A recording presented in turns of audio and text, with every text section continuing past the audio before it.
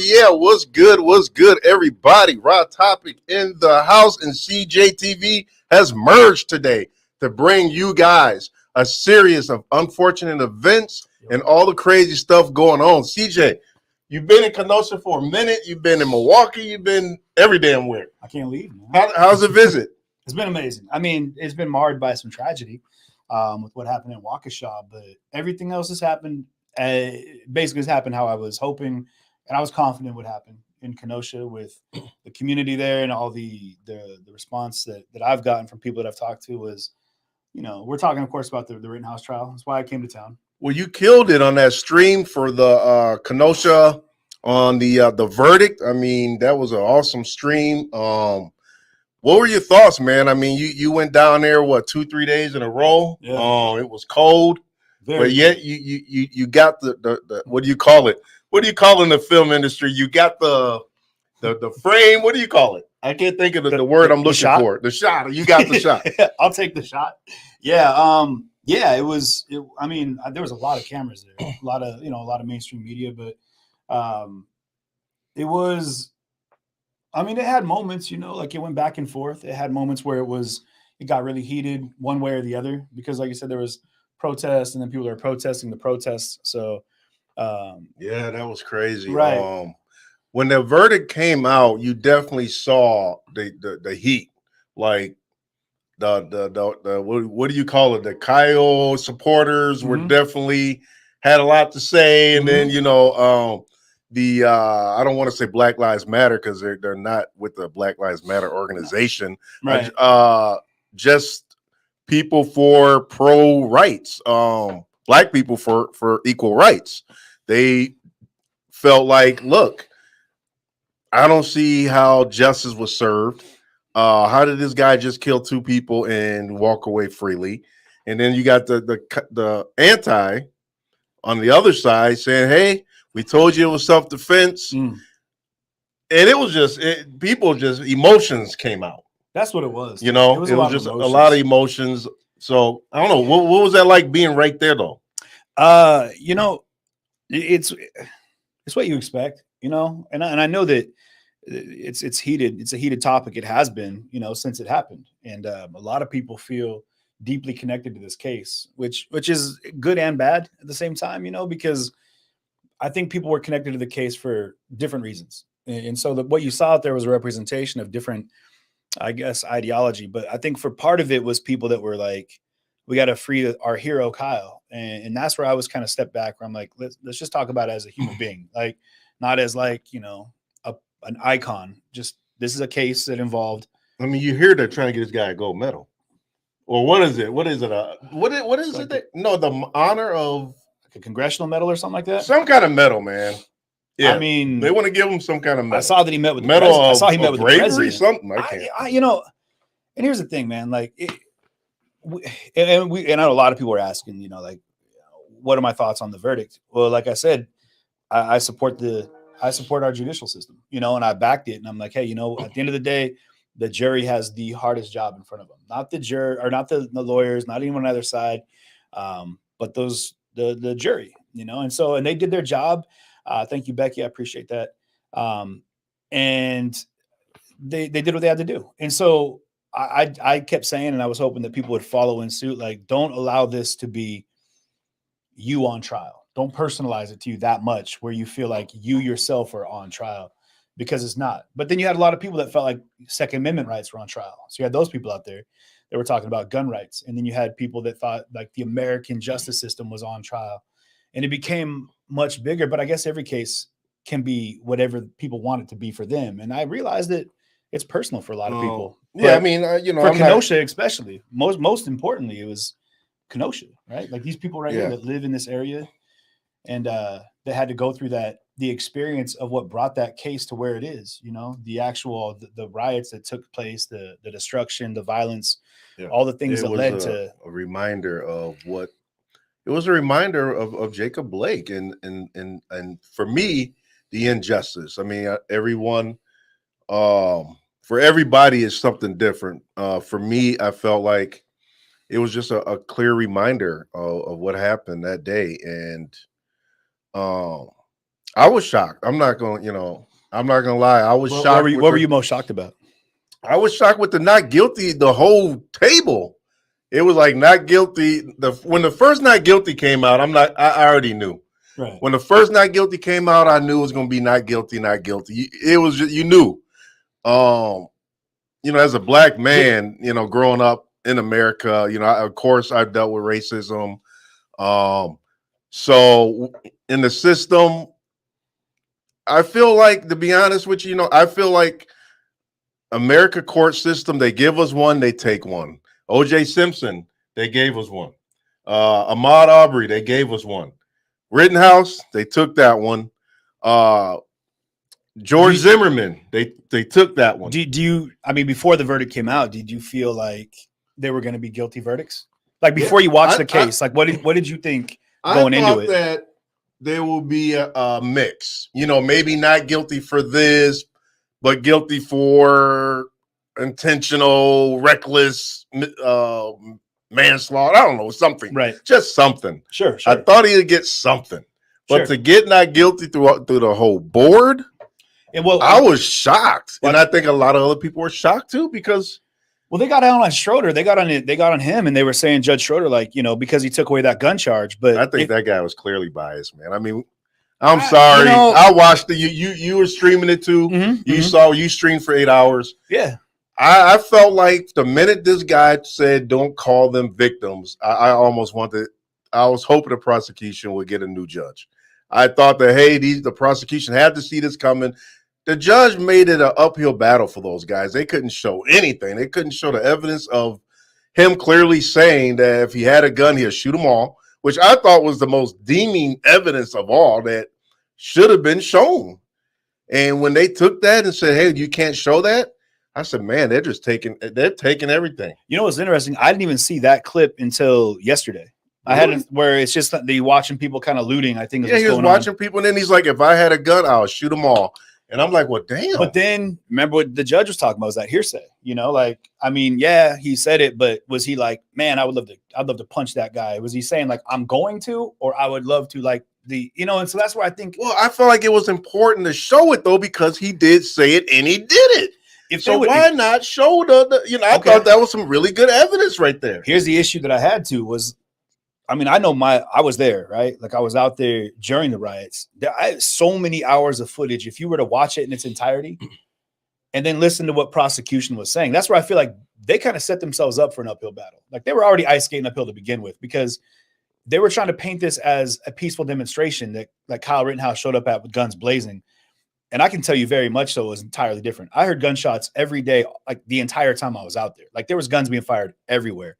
People with guns everywhere, armed citizens everywhere, cars exploding everywhere, buildings burning down, people's houses getting burned down. There was nothing peaceful about what was going on, right? And so like when it came right down to like the actual exchange between Rittenhouse, Rosenbaum, Gage Grosskreutz, and Anthony Huber, that when they brought it into context, like what Kyle Rittenhouse might have said, I think they pulled it back, and the prosecution did some things that blew my mind. He was like, well, those were people that were like, had poor decision making. He had some more terms for the people that were out there. And then he brought it back around and was like, it was people that were out there that were like for just cause, and they were heroes. And I was like, man, slow down. Let's just look at what happened in the moments that happened there. Watch the videos in full speed, and then ask the guy, like, did you feel like your life was in jeopardy? And this is what I came down to for me. And I know a lot of people ask, but like, did you feel like Kyle? Like, I'm not looking at him as a hero or anything else. I see him as a kid. And like I said it from the jump, when I first saw him, like way earlier, I was like, and I probably said it to Andrew and many people around me, I was like, that's a scary look. That kid looks way too small to be carrying that gun, like a lot of people. But he was legal to carry it, as the barrel length being over 16 inches. And that's where that gun charge got thrown out. But what I'm getting at is that he threw that charge out, that was a wrap. The But it was prosecution legal. It had was nothing. legal though, and I looked into it. It was because that when they remember they measured the gun, like you can be a minor in possession of a firearm as long as the barrel length is over 16 inches. Something about a hunting As a law rifle or a something. shotgun, yeah. And so when it came right back around, I was like, like, but in those moments, like, watch it, ask him, did he feel threatened? Did he feel like he needed to defend himself? I know I've been in situations where I felt like I needed to defend myself. Luckily, I didn't have a gun because I would hate to have to deal with the fallout of having to shoot somebody. I have been in situations where I've been assaulted, like stabbed multiple times and almost died, but I didn't stabbed in a protest. I heard about this story, but it was a mugging in Seattle. Oh, this had nothing to do with filming, nothing at all. This protesting, is 9-10 years an ago. Incident of an attack. Yeah, I stabbed in the liver a handful of times. 32 staples in a week in the hospital almost killed me. But I know that at that time, if I'd have had a weapon, I absolutely would have used it. Without a doubt, I would have used it because it could have killed me. And so, but let me read this comment from Badger. Badger said Rittenhouse raised his rifle at Yellow Pants Man. Rittenhouse raises, am I reading the same thing? Oh, raised his rifle at Rosenbaum at the Duramax. Who's that? The Duramax. That was the car that was lit on fire at the car source. Okay, provoking Rosenbaum. So what do you think about this comment? He's basically saying that Rittenhouse provoked Yellow Pants Man, Rosenbaum. Well, based off testimony from, you guys will have to help me out here. Was it Joanne? What they call, was it Grambo? Remember that lady they call Grambo, the older lady that was out there with the armed citizens? You guys. The viewers know you guys know what I'm talking about. But with her, she said that Yellow Pants Man had 2 guns that he pointed at them and they pointed their guns back. That's testimony from somebody that was there. I don't think she has any reason to lie about that. I don't know. I didn't see Yellow Pants Man. I can't remember him at all. So me personally, I don't know if they felt like they needed to say, hey, we're pointing guns at you. You're pointing guns at us. I don't know. But then with Rosenbaum, when he was getting chased at the in the car lot, here's the thing that people brought up in that, and I know we beat these facts into the ground, but like when they said that Rosenbaum raised his hands and showed, and then the prosecution said you could see that clearly that he had no weapon, right? But the issue that I have with that is if you fast forward to not more than a minute or two later, not even a minute or two later, on my video, you clearly see Gage Grosskreutz run past me as he's reaching to the small of his back for his firearm. If Kyle Rittenhouse is looking at Rosenbaum with his hands raised, yeah, they could say he couldn't see a weapon on him, but there's no telling if he had a gun behind him, which is where Gage Grosskreitz's gun was holstered behind him.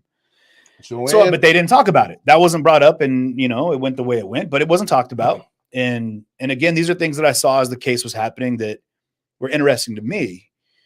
But there were factors that came in where, like, being there on the ground, personally watching it happen, like, and if you count gunshots, man, like, yeah, I thought the whole world was getting shot up. Like, there was Rosenbaum or Kyle Rittenhouse had 4 shots fired in the second volley, right? With Anthony Huber, jump kick man, and with Gage Grosskreutz.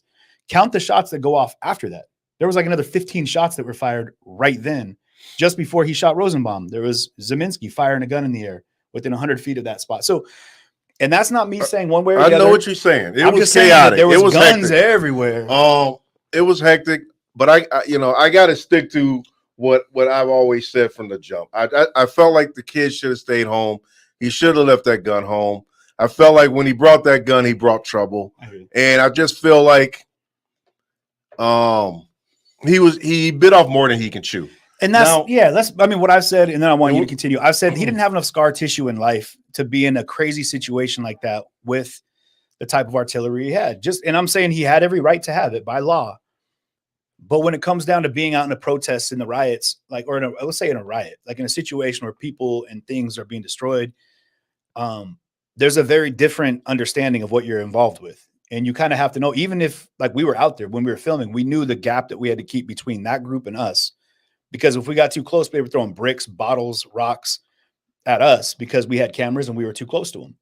So you have to know how to gauge that crowd. So at 17, I know he wouldn't have had any idea as to how to gauge that crowd.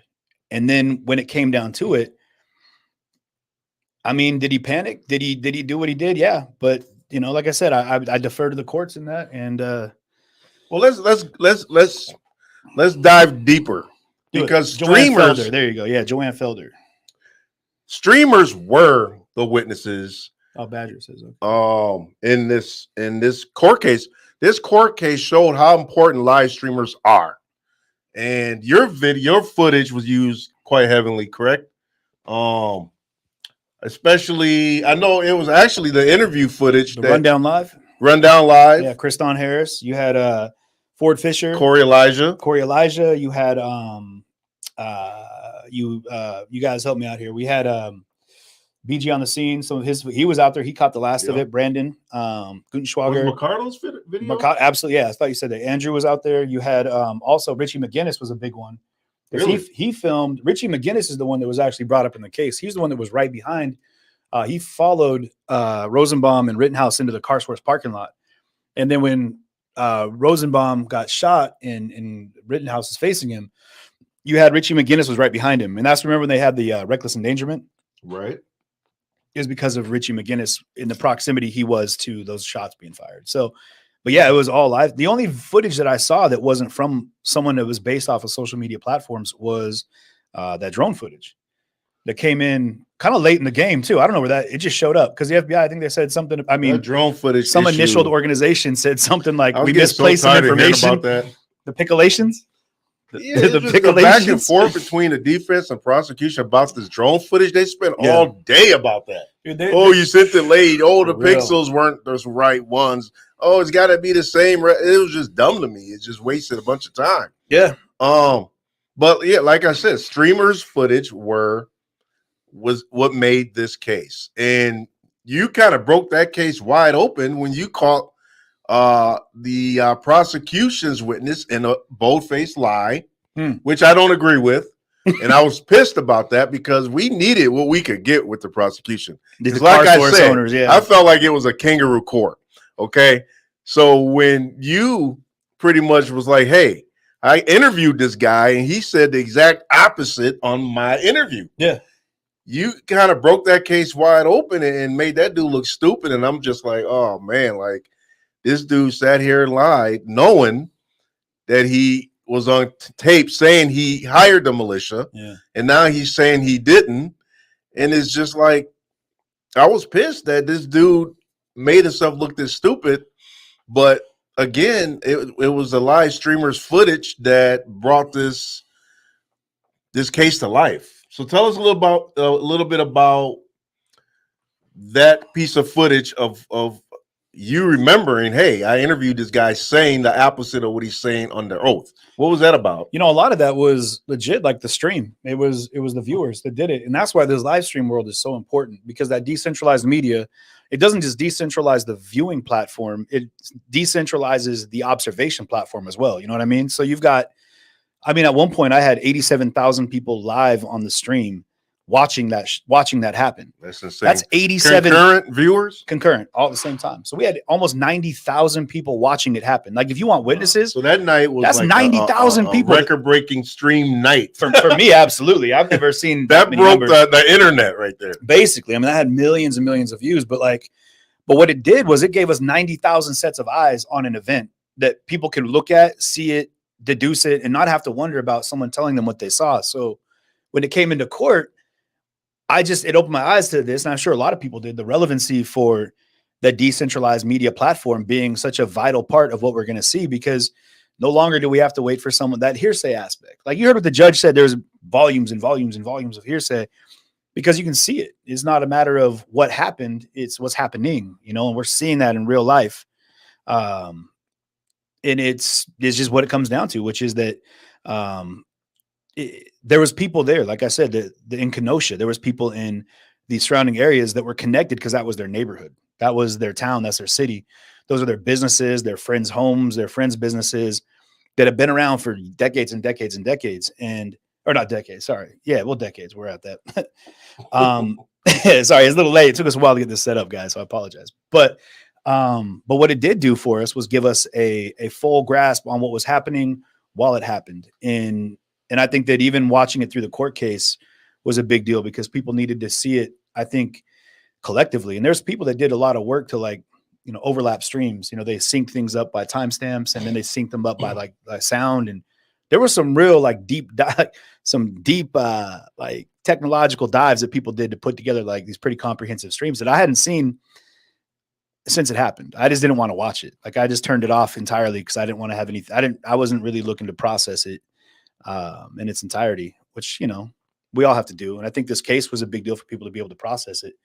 Then we needed that. I think we can all agree, on my viewers especially, that that we've talked about it, and it was a big deal for people to be able to kind of like get a kind of catharsis of it all, like get it out and be like, man, finally we can close this chapter on that craziness. You know, there's still more cases coming up. Right. I mean, you know, me as a streamer and a black man in America, really trying to push out the voices of black people. Thanks for sharing out the stream. Appreciate you. So for me, I don't have a problem with other people's opinion about Kyle and the case because everybody's entitled to their opinion. You got people that say it was self-defense. Hey, that's what you think. That's what you say. Cool. But me, you know, I always say, look, the man just had no business being there. He shouldn't have been there. And I really wanted him to just learn from the lesson of putting himself in that situation, because I just feel like if it was a black 17-year-old with a long gun, killed 2 people, I'm sorry, but the guy he is not going to see the light of day. That's my opinion. And I know everybody has their own opinion about that. But we talked about that for a second. It's interesting because like, I can never talk to that point. You know what I mean? Like I keep hearing terms like empathy tossed around in these situations when a race card is, or not the race card, but when race is involved. And I have to remind people, like, I could never be really empathetic to your cause. Like empathy means that you understand it in its entirety. Like I've been there, but I've never lived a life of a black man in America. Right. Just like you've never lived the life that I've lived. So when people talk a lot about the hardcore white privilege, and then we talk a lot about these other things that happen, like had he been black, it would have gone different. It's hard to know until it happens. Right. And so it's like the what ifs. We could do that all day. But I think like for me personally, like it's just different because we look at the brass tacks, take the color away, and just look at what happened in this case, regardless of color. If we had a filter. It's funny. We had a filter on earlier, the black and white filter. And we were making a comment about how it'd be fun to do an old time show. But if you do that and you remove all the melanin or whatever, or add all melanin, I don't know what would be the proper term for it, but and make everybody and then look at a case from that point of view without the color being involved. I don't know if it would have been any different. You know what I mean? Like, but it might have been, and that's the thing is I mean, yeah, I see what you're saying. And you know, I respect that from your point of view. And like you said, being in your shoes, you wouldn't understand coming what a black man feels like. Mm-hmm. Me as a black man, I know if that was me at 17, that I would not have a $2 million bond waiting on me. Mm. I can't see nobody raising that for me. I would be sitting in jail waiting. And do you think you'd be any more guilty than Kyle Rittenhouse was found?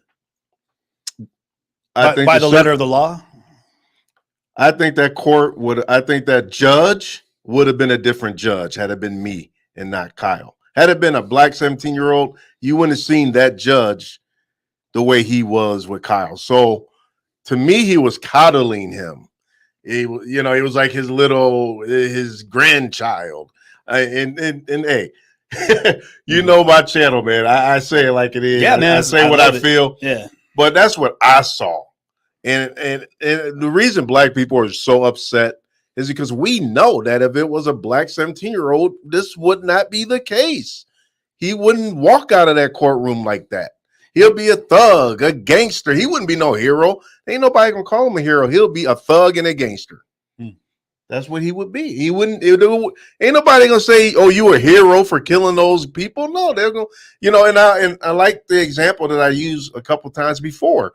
If it was a mega rally and a 17-year-old black man killed 3 Trumpers, ain't nobody gonna call him a hero. They're gonna call him a gangster that was at the mega rally, and that's a wrap, man. Yeah, but I mean, we got to pull that. I'm just saying, if you change the tables around, but that's an entirely different scenario. If someone just walked into a crowd and started mowing people down, right? Well, that'd be different. I'm kind of thinking of the same scenario. There was that DC shooter, right? The gentleman that was he's sniping people. I think it was him and his son, if I remember right. And he was black. Oh yeah. Right. Yeah. But I mean, he wasn't looked at as a hero for shooting people. But again, he was like like he was going through and just killing people. Right. And I think that's hard for me that's a tough one for me to swallow, because I don't feel like it wasn't like someone said in your comments that it was a Black Lives Matter rally. What are people saying on your side there? What did they point out somebody? What are they saying? Yeah, we'll jump into this for a second. But when someone said real fast, they said it was a Black Lives Matter rally for Jacob Blake. Yeah. That's not what it was. Not at that point. When it got to that point, there was buildings being burned to the ground. If that's what a Black Lives Matter rally looks like, I don't ever want to be at one, because that shit was terrifying, destructive, and it was terrible for everybody involved. And no messages were heard. Even the Blake family condemned that. They said, we don't want this. That's not what we want. So when we talk about it being a BLM rally, like, that's not what it is. And then we get into the nitty gritty about BLM, the movement, BLM organization. But beyond all that, I think we could take that off the table. It wasn't a rally that was there for Jacob Blake, though that is where this all started, right? It all started with an officer involved shooting. Are you basically saying it went too far? Absolutely, without a doubt. That absolutely. I don't ever get behind. I know some people say that riots. The change comes from riot. I was watching an interview the other night, and I could turned it off because it was just driving me nuts. But no, it didn't. It definitely didn't need to go that far. It shouldn't have gone that far. It absolutely shouldn't have. I mean, what was solved? What good came of the destruction, the violence, the deaths of that riot? It wasn't a protest anymore. There's plenty of demonstrations and protests that are peaceful, where people get to be heard. You know what I mean? And but can you admit though that a lot of that damage, a lot of what happened, I think it was out of towners. Absolutely. 100%. People that came down to instigate.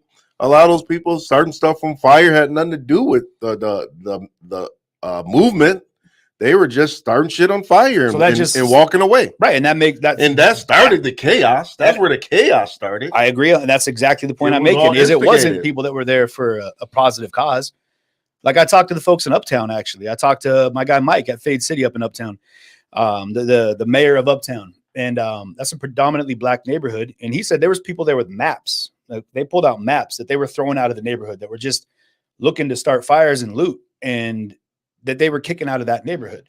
So that being said, yeah, I think it adds even more substantiation to the fact that it wasn't a BLM rally that just had a bad moment, like a bad egg that showed up because he didn't like black people. You know what I mean? Which is how this Rittenhouse thing got painted, as if he was out there hunting black people. And I think we've added this spin on it because that's what you hear from mainstream media. You know, depending on what channel you watch, they're like, no, he was a hero. No, he was out there savagely hunting people of color.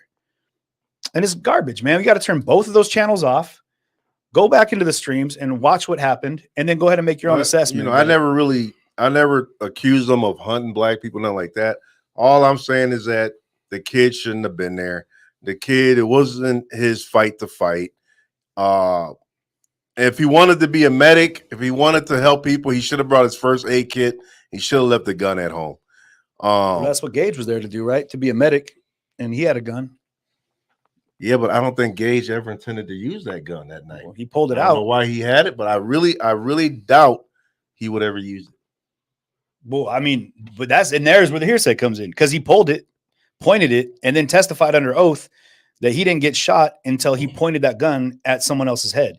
If it were me and I'm looking up at the barrel of a gun, I was looking at it from behind him. I watched him point the gun at someone's. And again, I have no skin in the game here, right? I have no horse in the race. So looking at it just analytically for the facts, a gun's pointed at someone's head, and then a gun went off and that person was shot in the arm that they were holding the gun in. And they could break it down a million ways they want, slow frame, pick it around the corner. But when you look at it for what happened, that is a moment for me. If it was someone in my family, if it was you, like as a friend, I would want to know that if you could defend yourself, and I'm cringing in the moment someone draws down on you, I'd pray to God that either A, you were able to get out of the situation, or B, you had something to defend yourself with. Because I wouldn't want to see your life get taken. If it was my sister, if it was my brother, if my mother, I would pray to God that she had something with her that could protect her from that moment, right?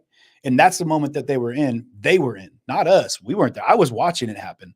But it wasn't me getting drawn down on, and it wasn't me having to look up at that gun. Same thing with Anthony Huber. I would pray to God that, like, I saw it happen. I was like, just don't. The kid's got a gun. If he did just shoot somebody, like, people were screaming, get him, smash his head in, fuck him up, whatever. Let him go, man. Let me ask you this question, since you bring that up. Yeah. So this case was self-defense. This was what the defense tried the case as in court, that the killings were self-defense, right? Right. So do you honestly believe, and I want your honest opinion, that had he not used his gun that night, shot people, do you think he would have been killed this night, or do you think he would just got a good ass beating? What do you really think? Very good possibility he could have got killed. I looked up. Someone said that a skateboard's not a weapon. If you guys Google that, Google skateboard beatings. I did it immediately in the court case, and it came up with like 5 videos of people getting their heads smashed in with a skateboard. Some guy down in California smashed in 2 homeless people's heads with a skateboard, killed them on the spot. That's dead. I mean, I used to skateboard. That's a dangerous weapon.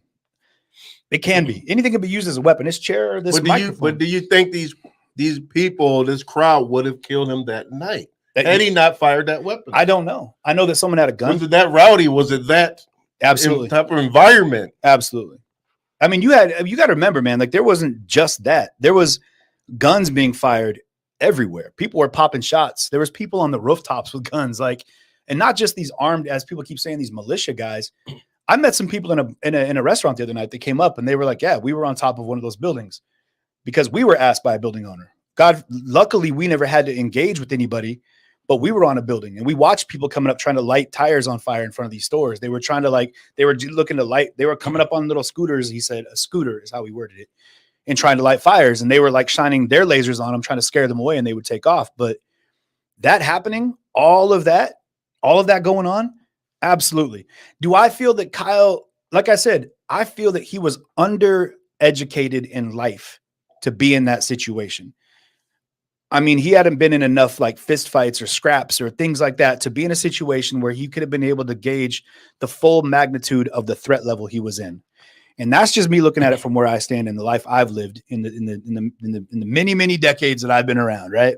But as it went down to, and then I said, but that's not between me and anybody. That's between him and the courts. Did he have a right to be there by the law? Yeah, we all had a right to be there because that's our civil liberties. We're allowed to walk the streets. Could we have got a ticket for being out past curfew? Yeah, absolutely. Do you have the right to defend yourself? Absolutely. The only point that I was ever even thinking about it, like I wonder how that's going to go, was when they started really picking apart Rosenbaum in that parking lot. Like when he had the approach, was he really going for the gun? Was he not? And I started getting into like the cognitive dissonance of it all. Like, well, maybe. And then I was like, no, I was there. Back it out. He was running away from him. He was like, man, don't beat me up. Leave me alone. I'm going to try to get away from you. And then he kept pursuing him. And if I think like, I wouldn't chase someone down that has a knife because I've been stabbed. I know what that's like.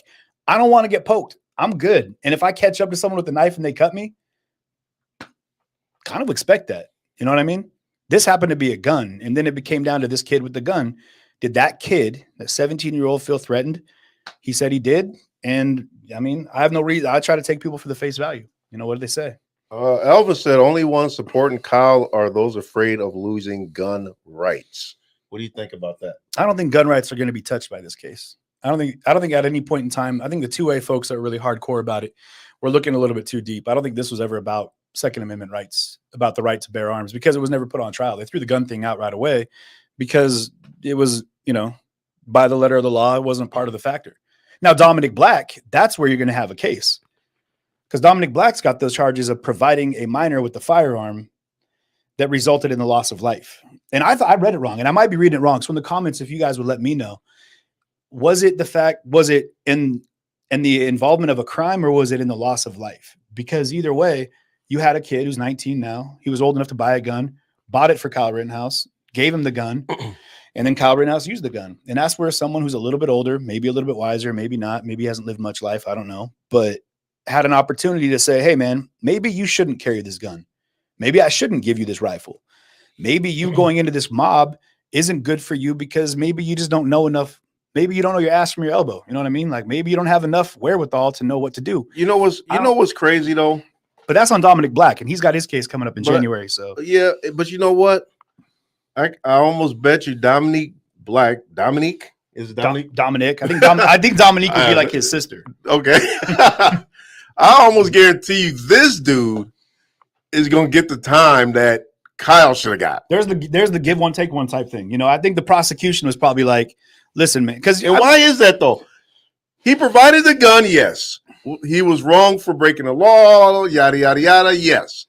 But this guy is going to do more time than Kyle did, and Kyle killed 2 people. Because they deemed it self-defense. It's just only in America. I mean, he did. When you put it in it does sound odd when you put it like that. But we'll see. Maybe he won't. Maybe he is looking at 12 years though. Let's play a quick clip and hear what Kyle had to say in this interview. Check this out, people. Run it.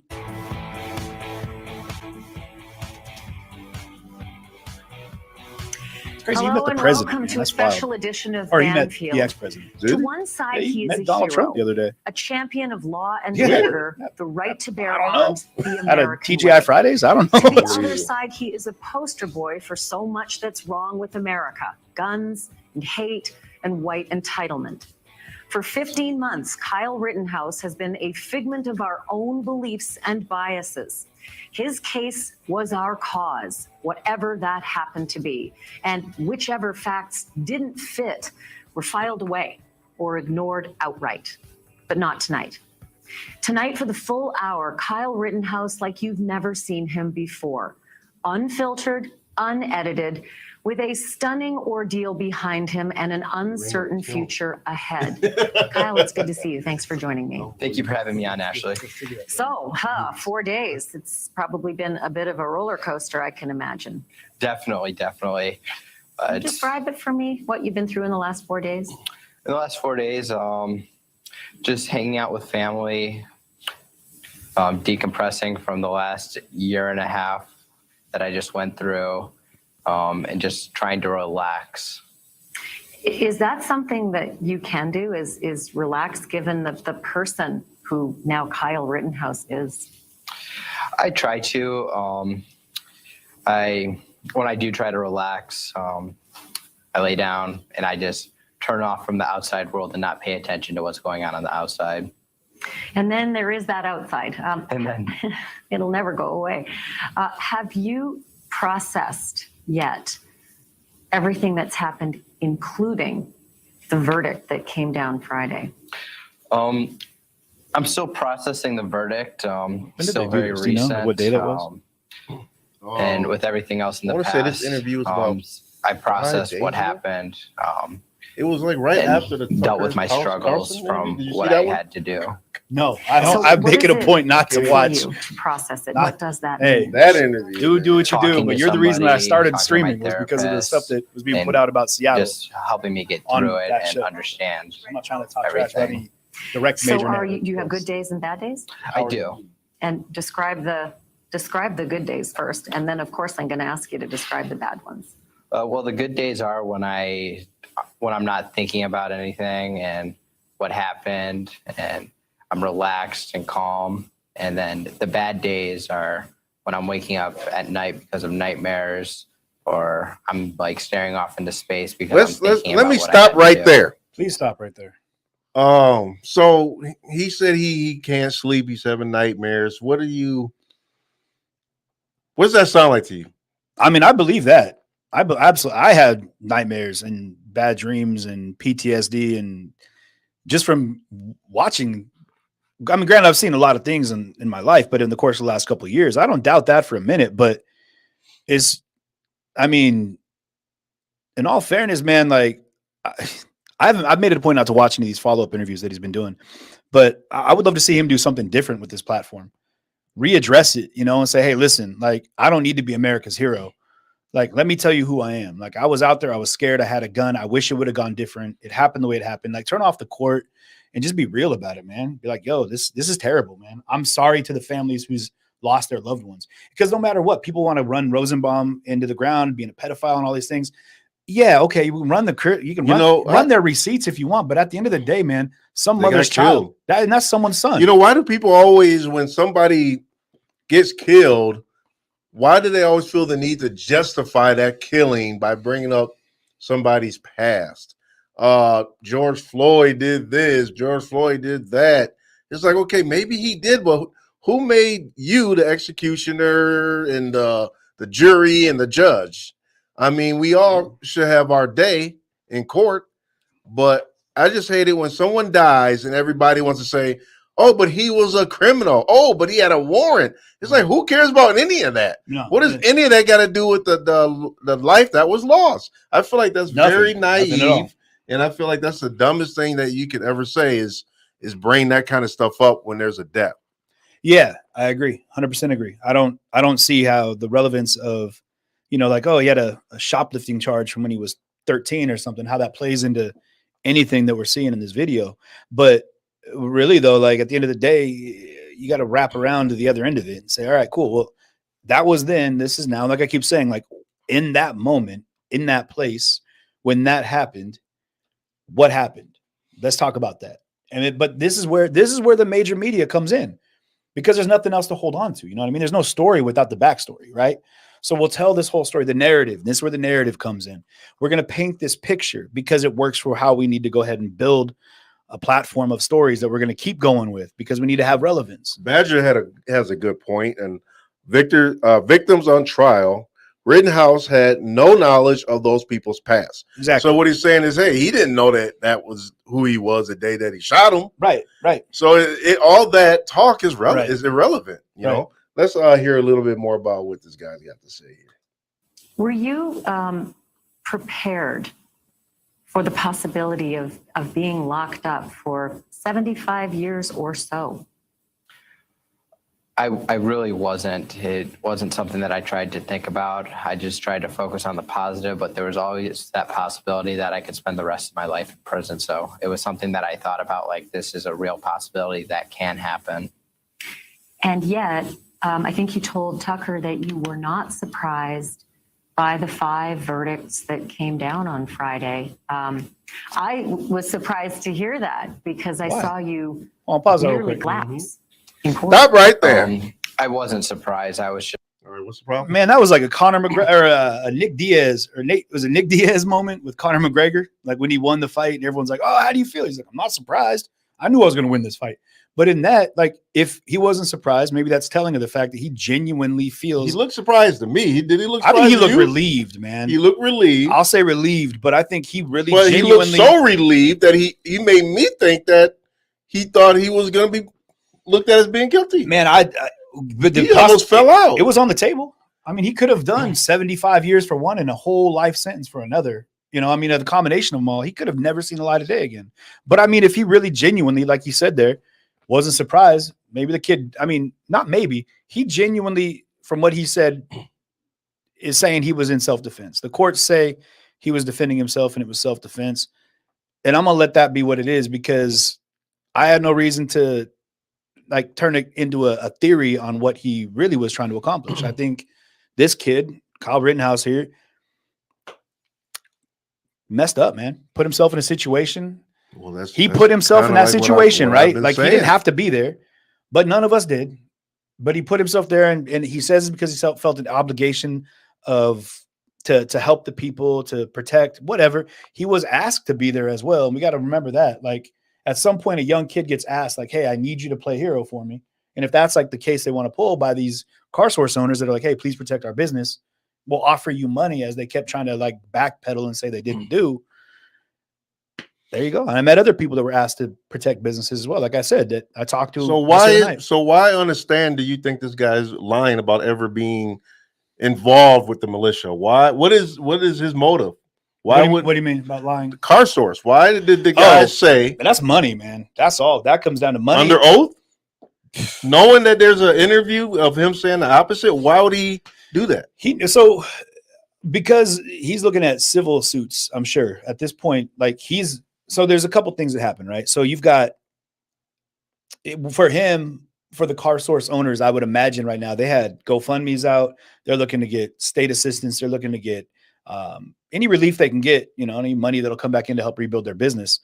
But at the same time, I think that they're nervous that people are going to not file civil suits, like Anthony Huber or Anthony Huber's family, Rosenbaum's family, Gage Rosquait's himself. as putting them at some kind of liability for bringing those people to. There's that possibility, and I'm sure that the lawyer coached them up on it. Like, hey, or they didn't have an attorney, which could probably be more the case because they were just jumping around a lot in that one. That was tough. But I think a lot of times what we saw in the case was a lot of financial motivation. You know what I mean? Gage Grosskreutz said himself, he's got a $10 million lawsuit. And they asked him, they said, hey, does the results of this case affect your ability to collect that money? And he said, yes. There's a couple times you watch the prosecution, even when some of the witnesses they put on the stand answered questions, they did the whole head slap. Like, I saw that. Why? Because at that point, and I saw the comments would come in, people kept saying that's 10 million reasons to lie.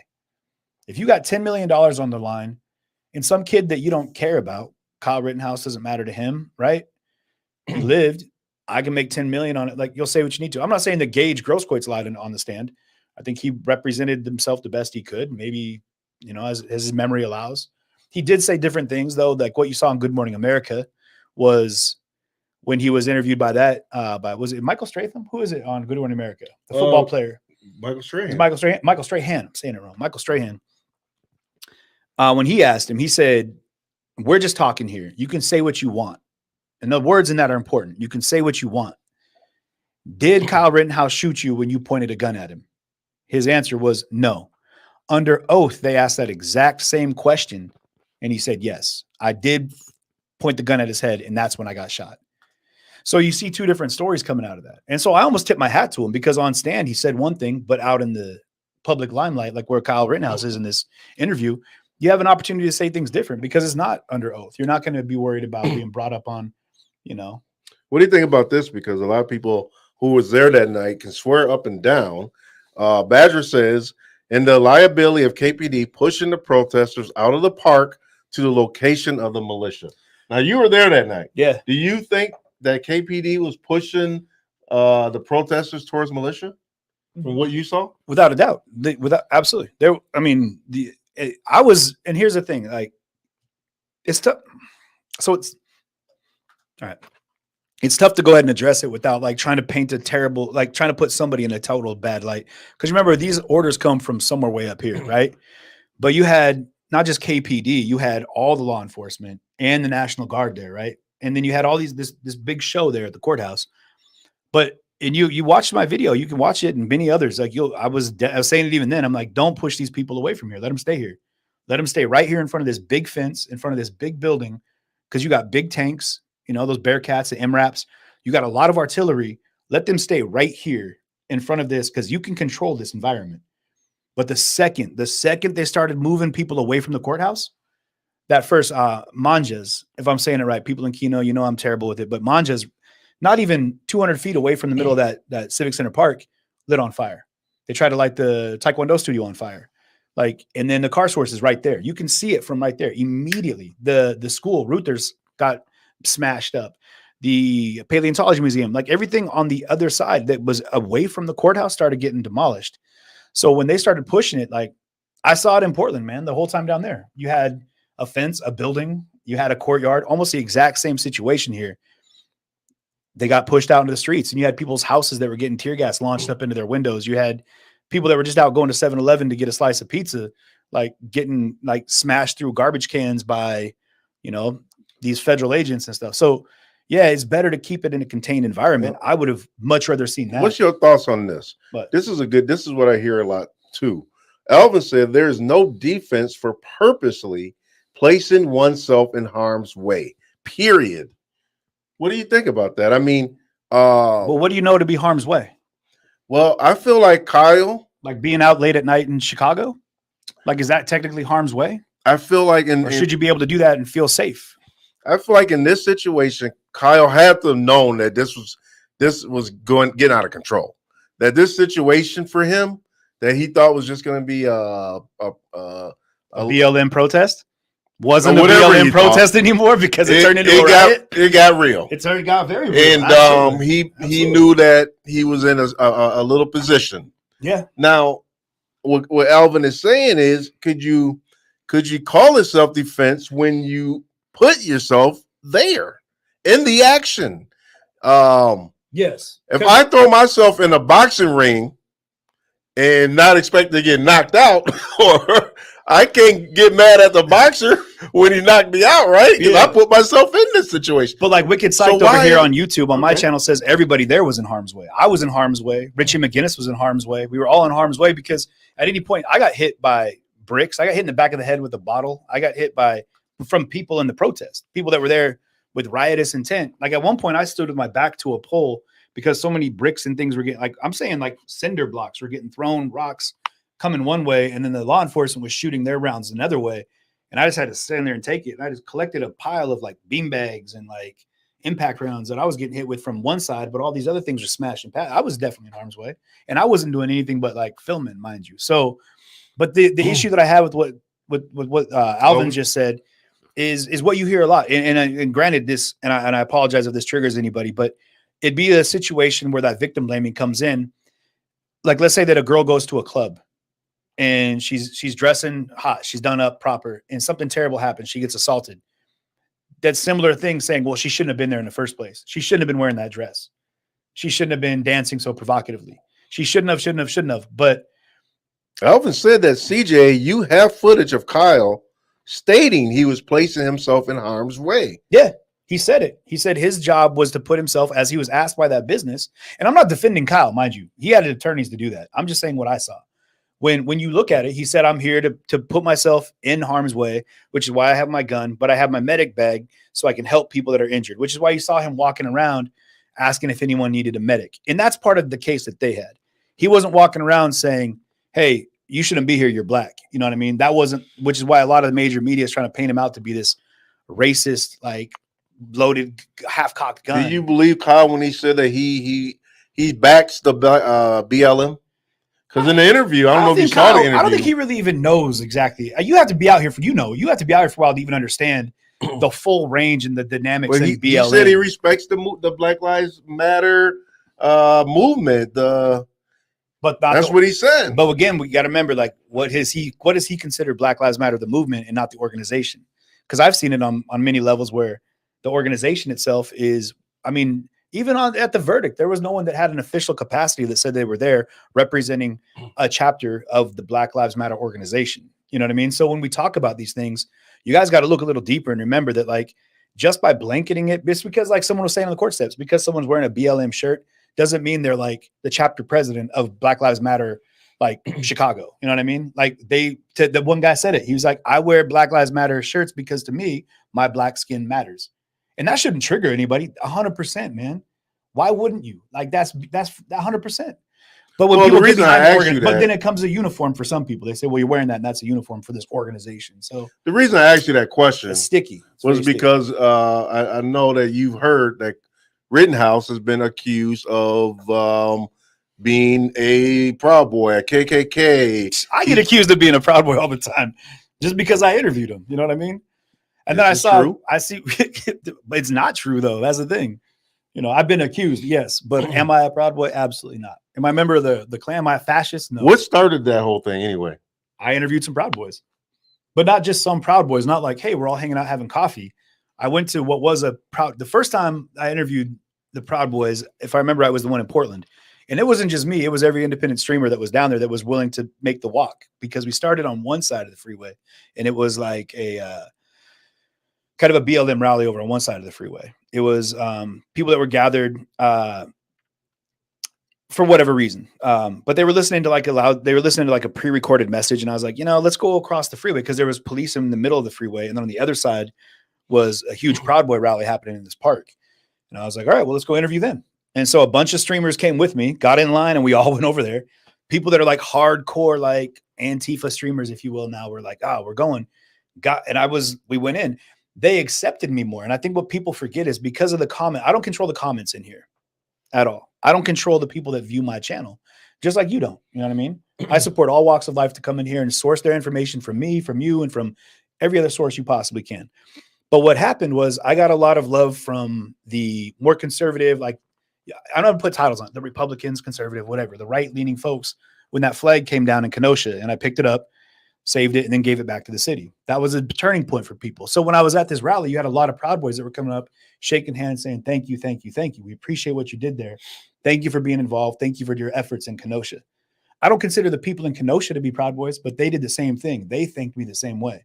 It just happened to be these Proud Boys were. I don't define who they are by asking them questions, and they don't make me who I am by seeking to understand them. So I ask questions. I ask questions very pointed. Are you part of a racist organization? First guy said, no, I'm Puerto Rican. He's Black. He's Polynesian. We have chapters that are 100% Polynesian and Black. Like that's, and I was like, all right, cool. Thanks for telling me. And I went to the next one and the next one. And then I interviewed Enrique Tario, however you say his last name. I keep saying it wrong. And then moved on. And then people were like, oh, we knew he was a Proud Boy. Enrique himself is Cuban, Black Cuban? Yeah, he's Afro-Cuban. Afro-Cuban. Yeah, so he's Black and Cuban. And so when I came down to it, I'm not a member of the organization, but I definitely wanted to understand that organization. If you watch some of these TED Talks, there's a gentleman, and I forget his name, who, and you guys can pull this up on YouTube. It says, why, as a Black man, I go to Klan rallies. And he interviewed one of the leaders of the Klan, like one of the Grand Masters or whatever of the Ku Klux Klan as a Black man. People aren't going to say he's a member of the Klan, but you can't make it a racial thing. Just because he's Black doesn't mean he can't be, right? But he interviewed him because he wants to better understand them. He wants to know more about where they're at and their lifestyle. That's just education. And we should all do that. We should all ask questions. And I get questions about that. I'm like, hey, ask me anything. I'll talk to you about it. But I definitely want to know. And if you don't like a group of people, here's the thing. If you don't like a group of people, don't turn yourself off to listening to them. It may just reinforce all the things you don't like about them. Or you might find out that within that, there's different viewpoints and whatnot. Granted, you see some hate sigils like KKK. You don't have to find something you like about the Klan. You know what I mean? Like, so what was that sign that Rittenhouse was shown throwing up in those images? Was that a KKK sign? No. I mean, I don't know why he threw it up. I mean, because there was other people doing it, maybe. If you get into a group photo, and this, again, I'm not defending Kyle. I don't know what his motivation is. I wasn't there. But I mean, if you get into like, let's say we're going to do a selfie right now. We do the selfie and I'm like, thumbs up. I guarantee you're probably going to do a thumbs up too. Like, all right, cool. I do a peace sign. You'll probably do a peace sign too. I trust me because I've been doing this a lot lately. I do a lot of selfies. That's kind of the thing. People just kind of mimic. And who knows if that dude did it and he was like, oh, okay, cool. I'm not even going to do it because then someone might be like, we caught him. Screenshot that. So your gut feeling, no, I know you don't know Kyle, but your gut tells you that Kyle is not a racist. I don't think he's old enough to be a racist. I don't think he knows enough of life to be a racist. I think honestly, man, real racism is something that you have to learn. You're not born hating someone of another color. That's something you're taught. Were Kyle's parents racist? Is the area he grew up in? I'll say this. Did he grow up in an area that's all white? No. This area out here, all of this area, Chicago, Milwaukee, where Kenosha, for those that are watching, you guys that don't know, is nestled between Milwaukee and Chicago, very diverse cities. And in that, he was around people of color his entire life, I would have to imagine. That being said, I wouldn't assume that he just was born hating Black people because he was born into a racist family. So at 17 years old, I think he knows enough about life to be right. You've had to deal with it, but you're old enough as a Black man to talk about some experiences you've had personally, probably with those situations. Yeah, I started experience racism. For me, I experienced early on. I want to say my first real episode of a racist situation. I was probably in 5th grade. I was wanting me and my dad, we took the time to make a BMX bike. I wanted to get a GT. I don't know if you guys know BMX bikes. Yeah. I wanted a GT. It cost like $400. My dad was like, hell no, we'll build you a bike. We built the bike. It costed like $500, $600 after we got done. But it was custom. Right. So I had this nice bike and I'm like, you know what? I want to, be a BMX freestyler. I like doing tricks on bikes. It looks cool. All the California guys are doing it. And I was good at it. I was in 5th grade. I was good. And the only guys that were doing it in my neighborhood, they were the white guys. They were doing all these cool tricks and they're a little older than me, but they were doing all the tricks I wanted to do. And I was kind of asking them questions, hanging out with them a little bit. But then one day they kind of like took off. They kind of ditched me. And, I was probably, I was like 13 years old. So I kind of chased after them, see what's going on. And I kind of found them hiding in a little corner. And the older white guy in the group, he was like, at the time, 16, maybe 17. He was like, get out of here, N-word. We don't want you around. And I don't know. I just, it just made me feel like, what? Like, because I'm Black? You guys are running from me or hiding from me. So that was a big eye-opening moment for you. You were like, yeah, I didn't understand it. I just wanted to learn how to do tricks on my bike. Right. And these guys were good at it, and I liked what they were doing. They were showing me they were cool. Yeah. For a minute. Well, you know what? They was the one guy, I think. The other guys were just following suit. The other guys were cool. Think about but what the older guy, older guy of the bunch Okay. was the one that was taught racism. Sure. So because he was the oldest and everyone was kind of just following his lead because, you know, he was the leader of that pack. Mm-hmm. But that was my first taste of real racism when someone really called me an N-word to my face. Right. And I couldn't believe it because I never was called that before. And I didn't know that people cared if I was black or whatever. And sure. Where were you at in this? This was Racine, in Racine. Okay. Which is not far from Kenosha. It's like 10 minutes from Kenosha. Yeah. And after that event, it woke me up. I was woken because then I went to the mall and remember how people will wear overalls? Oh, yeah. Overalls were in style at one point. Chris Cross brought them in. Chris Cross, right? And I would hang one of my overalls. Instead of tying them both, I would let one hang. Yeah, you can't double strap it. You got a single strap. Right, I single strapped it. Yeah, you got a single strap. But when I went to the mall like that, a white security dude was like, "Oh, you got to put that up." Like, are you in a gang? And I'm like, dude, it's a fashion statement. Chill out. I'm not in a gang. I'm just cool. Yeah. And they wanted to like jump me, arrest me and all kind of crazy. And the racism just kept coming after that. And jobs that I had and all types of stuff. And I had to leave jobs because it was so bad as far as the way they treated me and other black people. So that's when I've seen it.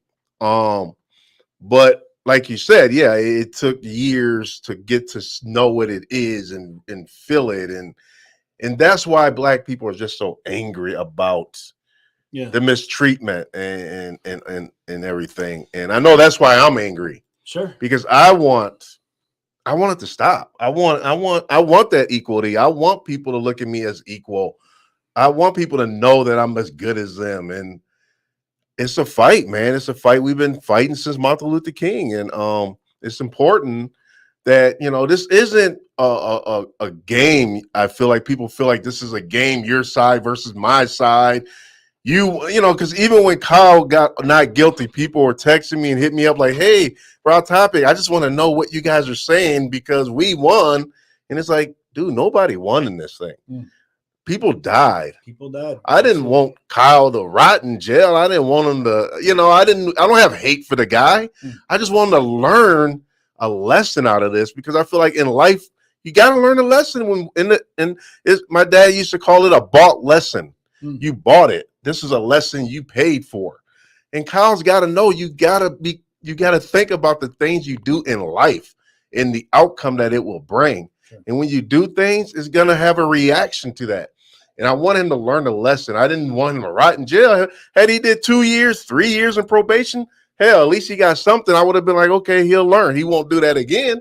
But the fact that he got nothing, I was devastated by that. Man, you hit on a couple things there too that kind of not trigger, but got me thinking about some stuff. So one of the things was that back going backwards on it was like you were 100% right. Nobody won in this. You know what I mean? It wasn't like America won a victory. It wasn't that like the 2A won a victory. It wasn't anything. Kyle just avoided charges because the court of law deemed that he was defending himself. I want to address what the comment was. Yes, at any age, you can be a racist. I mean, mind you, you could hate someone of another race at any age. I think the point I was really trying to make is that that's taught to you, though. But is that real racism, or is that just taught racism? Is that just you're just going with the flow? Just maybe hear in your household the N-word, and that's where it's taught. And you take it to school, and that's where we can change it. Exactly, and that's where it can be changed. Can we change it? We got to start with our kids. We got to start young right now and work backwards, because right now we're thinking about what we want to do tomorrow. We forget that behind us. We got teams of children that are dealing with so much right now, man. We got to think about all of this right now is programming these kids to think that like it's not right, man. Racism is what drove this. Like, we need to start thinking. Okay, granted, let's not ignore the fact that it exists, but let's start teaching against it. Let's start believe that it's still. I absolutely cannot believe in 2021 that racism is still an issue the way it is. It's the devil, man. It's got to be, because I refuse to believe that us as people have not learned or evolved. To me, it's got to be the devil. It's got to be evil. It's evil. Racism. You know, I think one of the things about it that's a couple things though. I think that racism is very potent, right? And so by that I mean all you need is like one person like repping like that racist like rhetoric, like rocking that a swastika flag, and they're out there just talking about a mother race or whatever. That represents so much of the energy, right? Like it represents this whole space in the world. And I think that right now, from what I've experienced and what I've talked to people about, they're saying they're seeing it on the up and up. It's not getting worse. I mean, can you agree that since the 60s, racism has reduced? Because some people say otherwise. I think that in the wake of the civil rights movement and things that have changed, I mean, can you imagine? I was shocked that Barack Obama was president. Boom, change, right? I don't know how the hell that happened with because then you turn around and you got Donald Trump. It's like, what the fuck? I mean, we're changing, and I think honestly we need to celebrate the change instead of looking at the things that we haven't changed and appreciate what we have. It just seems like baby steps, though, when you say change. Sometimes, I mean, we're a young country. It's such a baby steps. Look how far we've come though since our country was born. That's what I marvel at. When you look at places like I've been to foreign countries in the Middle East, and they're thousands of years old. I'm talking, I've been to the pyramids. Thousands of years old. You look at what we've done in the last score of hundreds of years and how far we've come just in the last decade or the last century. Hell, you go as far as what we've come from in the last 50 years, man. It blows my mind to see how much we've developed and grown. I feel like we develop and grown maybe mechanically or maybe in what's the word I want to use, in inventions or something. But as far as treating people right and equally and people respecting people, I feel like we got a long way to go. I feel like we missed the mark. And the fact that this Kyle Rittenhouse trial is divided in racism is like, really, like, why?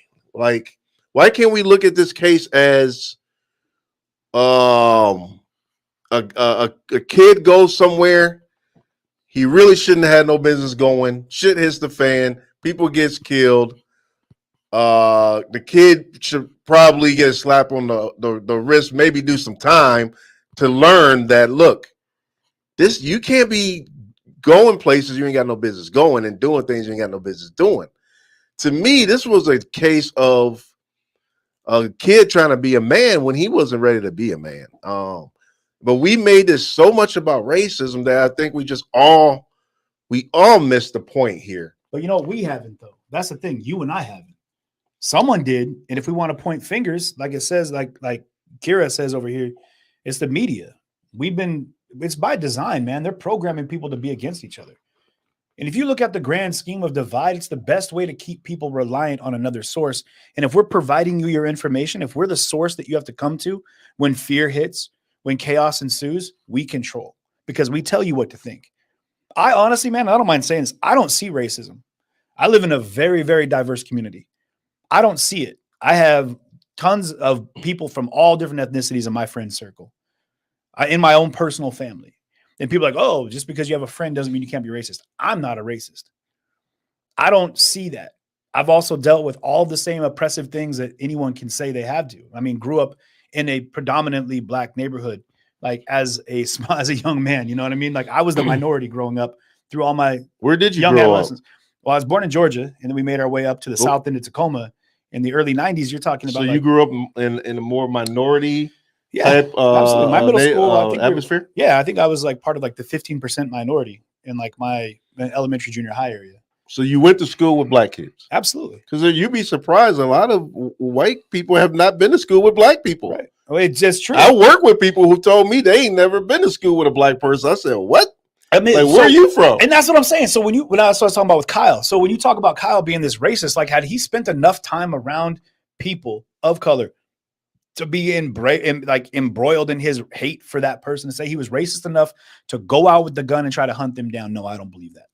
I do know that right now we are in a progressive motion, but we can go ahead and find ourselves, if we look at it, on a precipice. If we allow major media and we allow these outside sources to keep feeding us racist rhetoric and keep making us look at each other as opposites, instead of saying, hey man, we're all one nation, one love right now. Like we are collective.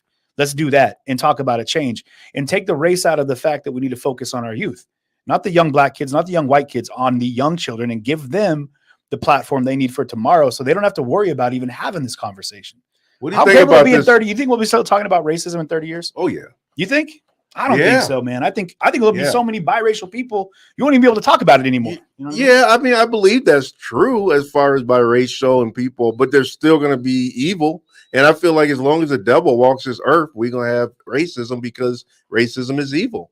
And is hatred, and hate is evil, and hate is the devil, and the devil ain't going nowhere. The Agreed. devil is pretty much alive. Agreed. So I believe as long as people walk this earth, racism will exist because it's generated and is fed through evil and hatred. And it's sad that we will never probably live a life to where we can all really be equal and really be as joyous as Martin Luther King dreamed. But you know what? I hope there is a breakthrough, and I hope everyone turns around, man, because right now we are in trouble as people if we don't make a serious change in how we treat each other as people. I think honestly, man, it's a bigger issue than, not a bigger issue, but it's more involved. It's not just about race. It's about the divide. And I think that's the real problem right now, is that we've allowed ourselves to be divided by being a Democrat or Republican, conservative or liberal, anti-mask, pro-mask, anti-vax, pro-vax, anti-mandate, pro-mandate. Like, we've allowed anti-abortion, pro-choice, like all of these different things that have come into play have just pitted people against each other because of like basic ethological beliefs or philosophical differences. But at the end of the day, if we could look past that and appreciate, like, hey man, I don't have to agree with you, but I can still love you. We can still work on this together. We can still be healthy and appreciate that you're allowed and encouraged to have your own opinions and views. If you don't, we're never going to grow and learn, because we need that agitated understanding that there's a different way of looking at things. And what happens is we've allowed so many things to come in and divide us.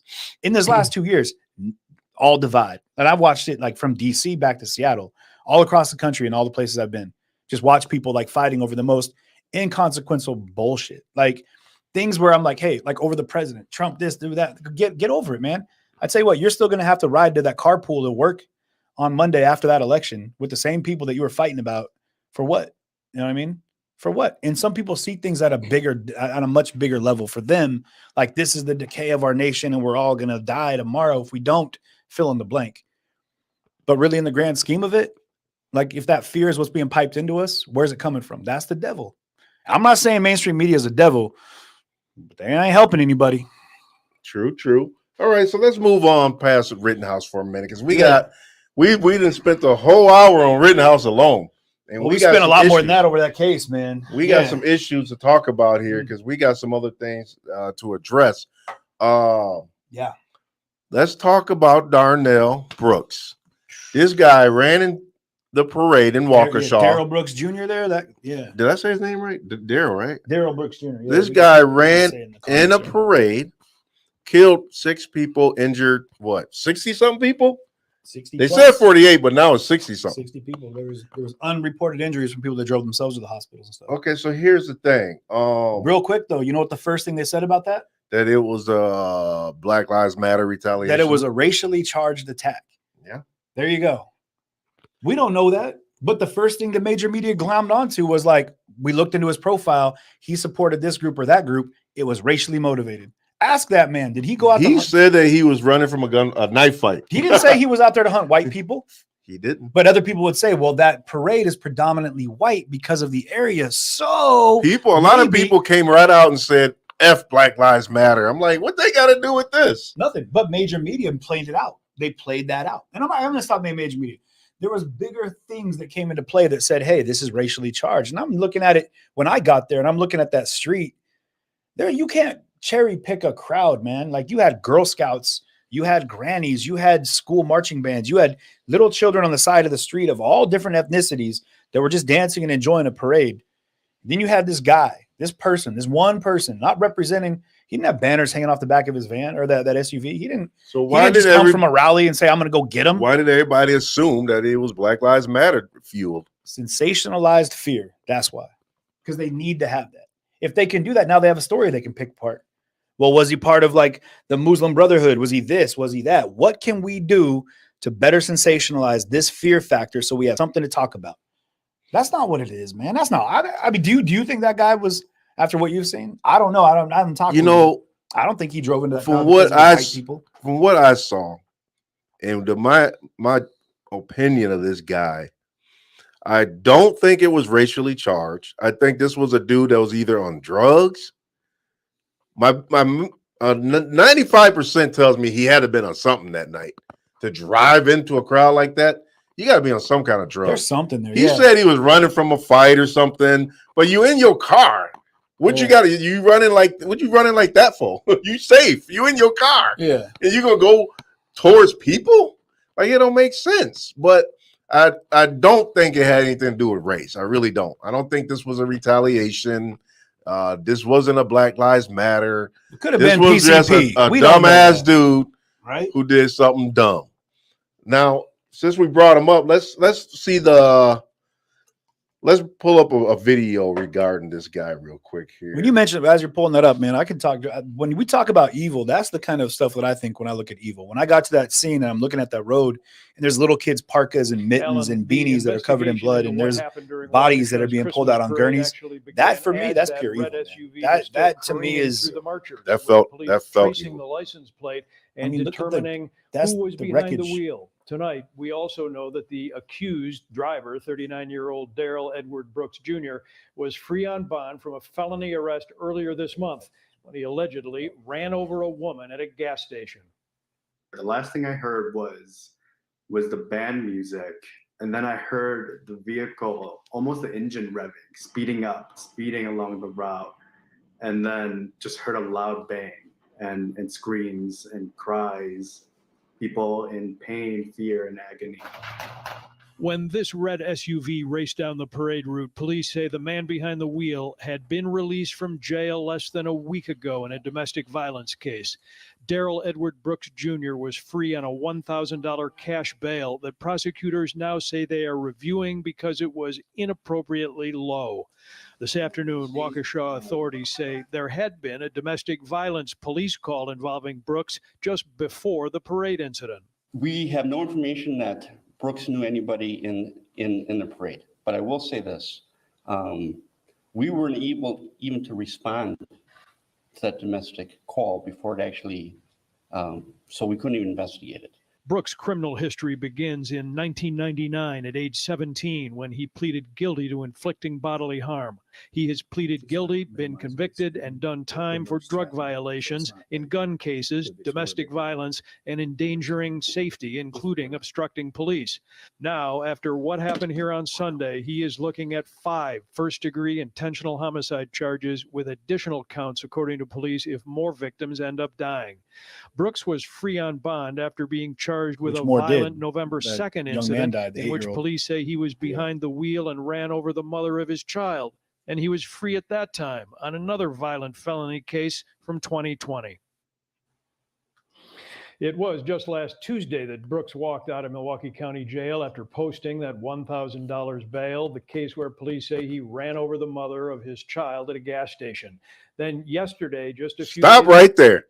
Did I hear this man ran over the mother of his child? He was out. So what does he got? He was out for vehicular assault. Like he tried to run someone over the vehicle already. What like is it with him and running people over? I don't know, but like they said that she had like tire tracks on her legs, like where he ran her over. And then for $1,000, he was out on bail. So I'm confused, man. I mean, the guy's on bail for running over baby mama. Then you go run over a whole crowd of people. I mean, did he mean to do it? I'm trying to understand, how could this be accident? I really need to know what was going on in his head, because I'm really confused. Man, I honestly on why he did this. Like if you looked at him when he came into court that first time, like either a couple things happened right there. Either A, he's just coming down enough, or he's come down enough to realize the full magnitude of what he had done, which was horrific. Like mowed down innocent people in a crowd, just children, realizing that he just murdered 6 people.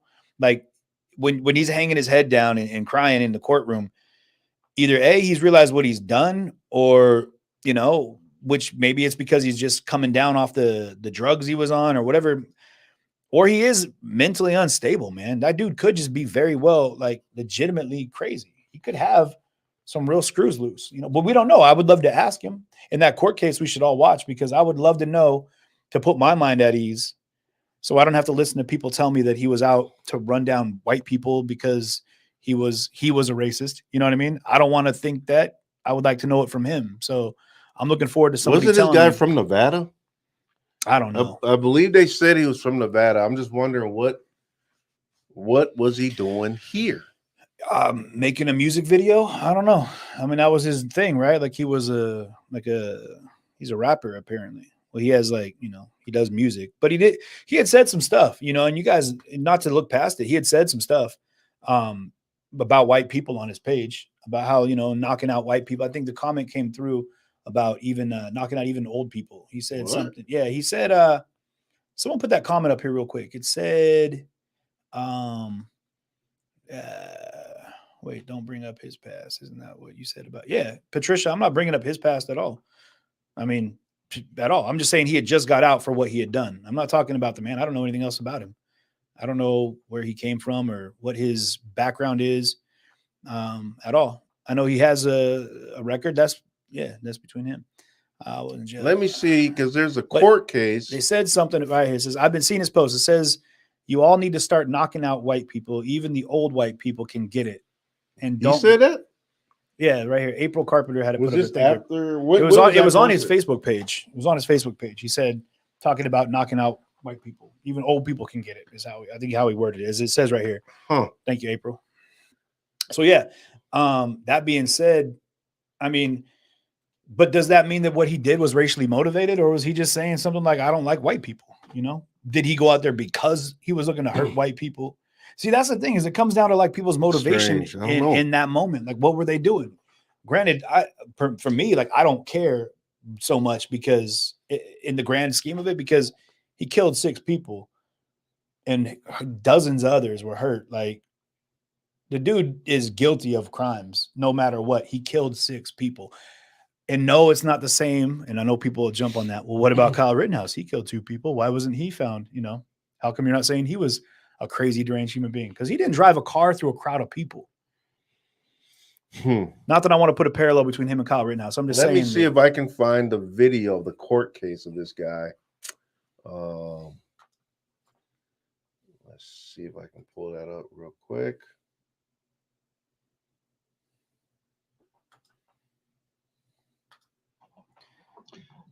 This is case number 21 CF 1848, State of Wisconsin versus Darrell Brooks. Matters tabbed to Judge Lau. Appearance by the state, please. Good afternoon, Commissioner Sue Opper and Leslie Basie, appearing for the state of Wisconsin. Thank you. And for Mr. Brooks. Darrell Brooks appears in person in custody with attorneys Anna Keyes and Jeremy Perry. Good afternoon. Good afternoon to you. And Mr. Brooks, I have reviewed a copy of this criminal complaint. I will find it does state probable cause as to each of the 5 charges before you. You're charged in count 1 with first-degree intentional homicide. That's a Class A felony, and that has a maximum possible penalty of being sentenced to imprisonment for life. That's for victim A. Count 2, first-degree intentional homicide regarding victim B, is a Class A felony. Again, the maximum possible sentence is a sentence to imprisonment for life.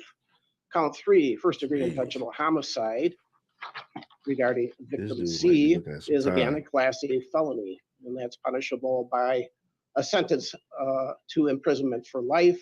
Count 4, first-degree intentional homicide regarding. Did you hear about the GoFundMe page that they had up for him that they took down? By a sentence Somebody made a GoFundMe page to get him out, $5 million. First-degree intentional homicide regarding victim E. Oh yeah, they took it down. Yeah, that is punishable by a sentence to imprisonment for life. And I again have found probable cause to each of the 5 counts upon my review of the pleading. So we will turn to Attorney Opper for her bail recommendation. Thank you, sir. As to bail recommendation, Your Honor, I'd like the court to be aware of a prior criminal history as it relates to Mr. Brooks. I can advise the court he has arrest record from 3 states to include Wisconsin, Nevada, and Georgia. Look like he about to fall asleep. Just based on his prior record, we obviously have very significant concerns about Mr. Brooks' flight history and willingness to obey the orders of the court. But we have to factor in, obviously, the allegations in this case as well. And obviously, I don't need to state Mr. Brooks is facing 5 consecutive life sentences if he's convicted on all counts in this complaint. I wish to notify the court, sadly, that today we learned of another death of a child related to this case. We do expect a 6th count for first-degree intentional homicide to be issued or added, to this case. I can advise the court that I am aware, I've been made aware through investigators that there are other individuals in critical condition. I think we remarked on the number of actual injured parties in our complaint. It exceeds 60 people. 60. With that, I will. This dude just, They're saying he just mowed people down. and then that could be the thing. He could go for the insanity plea too. That could be his. That should be what he need to go for. Doing this for almost 40 I don't years. know how else you can Do spend They it. have the death penalty, and I don't know I don't enough think here. Wisconsin has a death penalty. 17, 18 years. Somebody correct me, but both in Milwaukee. do Wisconsin have a death penalty? I don't think so. Now Yeah, in the comments, Waukesha, anybody want to let me know? Like, is there? I don't the believe nature there of is. this offense is shocking. What about Actually, the Illinois? detail I was not I don't know. expecting Illinois, I here think, today, does. that two detectives, not lay people, detectives. Not Cake only tried to sandwiches for stop life. this, Nancy, what? but Someone said rendered cake an sandwiches for opinion that life. This was an intentional act. Nancy Drew If said there's an no death innocent, penalty sir, in Wisconsin. No doubt. Yeah. But that's what the That's allegations what are. Liz, And I've Ranger not Cook. seen Thank you. Yeah. No anything death penalty. like this in Yeah. my- But those are these are one of those horrific acts that when you look at it, like there's no seems to two be a ways to very strong like. case for the state. I don't care what Like color with you are. I don't incarceration, care the other aspect where of you bail, what your the situation steps was you that do, morning, what you had found for guilty of breakfast, any one of the these, argument you all got 13 into of with your them, boss or with it's your a girlfriend or with your life imprisonment boyfriend or sentence you that know must your be dog, meted you know, out. ripping up your favorite pair of shoes. have I no don't care problem. what your I just- day was. With that bail. You just destroyed. Extraordinarily high. You killed It's an 6 people. extraordinarily big And how many case. families did It's you an rip up? extraordinarily Terrible. And going to that vigil, man. Like, serious Terrible, case an terrible. entire city was with out an there. extraordinary I mean, Yeah. history. I mean, we both were streaming that night, Yeah, you were. Yeah. so it was packed. You felt that, right? You felt how that was. I mean, Oh man, that was one of the He- hugest he did visuals that. I've ever been to. this guy, he did that. So I can't even. When I was doing the first feed on that, I couldn't even look at his picture. I was just furious, even just seeing the guy's Natasha face. Meyer said, "If no death penalty, life without so parole." I know that that's extraordinarily high bail. It's warranted here, and I am setting cash bail in the amount of $5 million. I'll say something positive though about again what I've seen not just in Kenosha but in now Waukesha was the amazing resolve of the community and the people that have rallied around the families that were hurt and the people that died and their families, the fundraisers, the overwhelming support that just keeps coming in. You know, football players off like are going to pay for all of the funeral services. Like you've got these gestures from people and the whole world looking. And I think that people are now seeing that like, yeah, it's a horrific act, but hopefully we can see like, all right, cool. But we're going to heal from that. I saw that in Kenosha the whole time. You know, I saw that even in the signs that were put up, you know, Kenosha strong, but like love lives here, things that were replacing signs that said things like children live upstairs. What event were you at just recently where you guys are doing a fundraiser for Waukesha? It was the Oak Barrel Public House. If I'm How much did they raise for the? A little over $10,000. That was for just a couple hours. Okay. It was an That was in amazing Milwaukee event. here? Yeah, it was right here in Milwaukee. Yeah, right downtown. Yeah, that was a very cool event. They did a really good job there, and it's just impressive to see that people, you know, are coming together thereafter. You know what I mean? It's not going to just go unnoticed. It's not going to be unrecognized. It's not going to be unmemorialized. But in the wake of that, I feel like people are really coming to a place where they're looking to find something better, to do better, to, you know. Okay. Let's. Nancy Drew over here on your feed says, conspiracy theory number 1, Tucker Carlson paid that guy to fan the flames of Fox's race war. Man, Well, you just hit I on wouldn't, so many I levels. wouldn't put Tucker past it. Man, I tell you what, dude. I tell you what. Like I said, like that's the guy that got me started in streaming. Really? Yeah, I watched one of his feeds about what was happening in Seattle, and I was like, that's not true. He was talking about gunmen on the roofs, that there was buildings on fire. He was just talking a bunch of Oh, they rhetoric. were just talking shit. I'll say it, man. Like they had doctored images and stuff. They kept repeating the same image and superimposing it on different spots. And I was just like, that's not what's happening, man. So when, we all went in there, when I went in, and then other streamers eventually came through, and there was no checkpoints that were checking ID and screening people. Like it was not at all what was painted by major media. But then that's the thing. Major media wasn't even allowed in there. I finally got to a point where they got chased out completely. They would film from like 8 blocks away on a hill, like trying to zoom in to that area. But it started with a major media report that I was like, bullshit. That's not true. What you're saying is 100% without doubt false, 100% fabricated. And I went out and was like, all right, cool. I'm going to show you guys what's going on. And when I went live, everyone's like, oh, wait, that's not what we heard. Was he independent at that time? Was he just a streamer, or was he with a media company at that time? Tucker? Yeah. Oh, he was. I don't really know his background. Oh, he was definitely on the desk. He was the Tucker Carlson of Tucker Carlson. Yeah, he's definitely. All right, so let's wait, what is I got a feeling he said something funny. Or Tucker Carlson has been embedded in this SHIT all along. His reporter was with Rosenbaum when he died.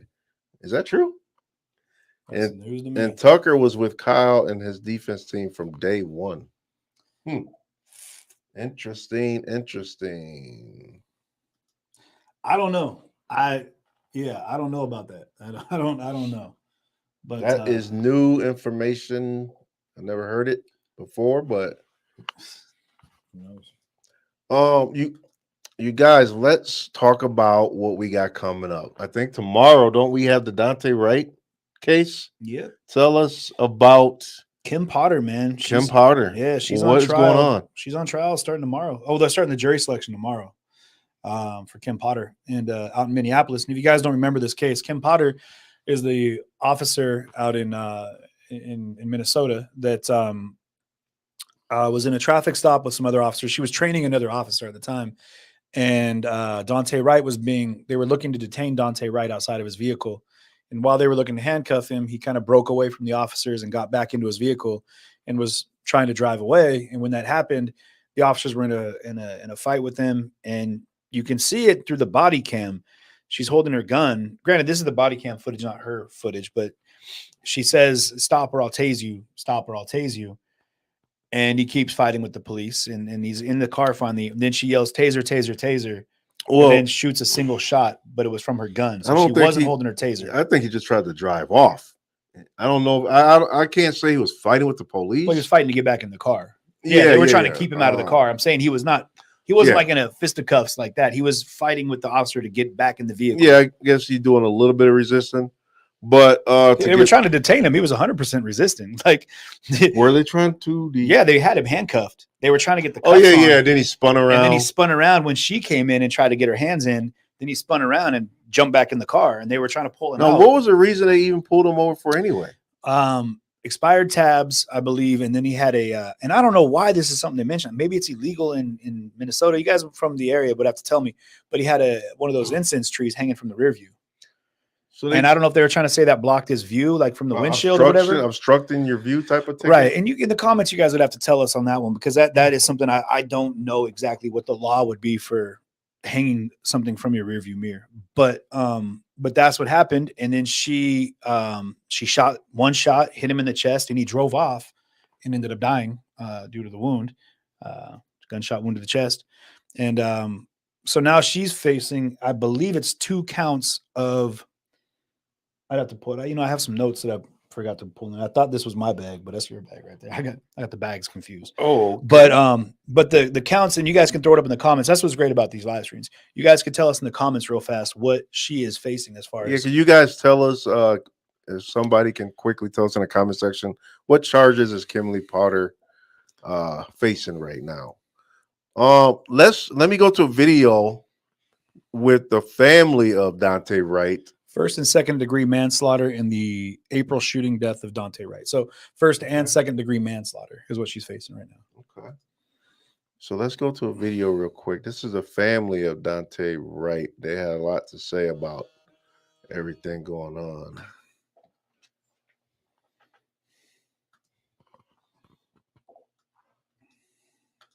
For the Wright family, Jeff Storms. Thank you, Tashira. You know, we all thought it was really important to be here today because of the history in this state of not holding officers accountable. Individuals who would come to my office, folks like the folks who are standing up here today, one of the first things I would often tell them is, don't hold out hope that there's going to be a criminal prosecution, because criminal justice just wasn't something that families ever saw in this state. Just to have this trial is an extraordinary amount or an extraordinary step towards justice that so many of these other grieving families have never experienced.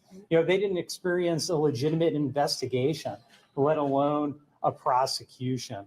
And I know Tashira mentioned a number of the families who are up here with us today. I have families in my own past that I've worked with, such as the family of David Smith. And David died in Minneapolis in almost an identical way to George Floyd. And his death was supposed to stop what happened to George.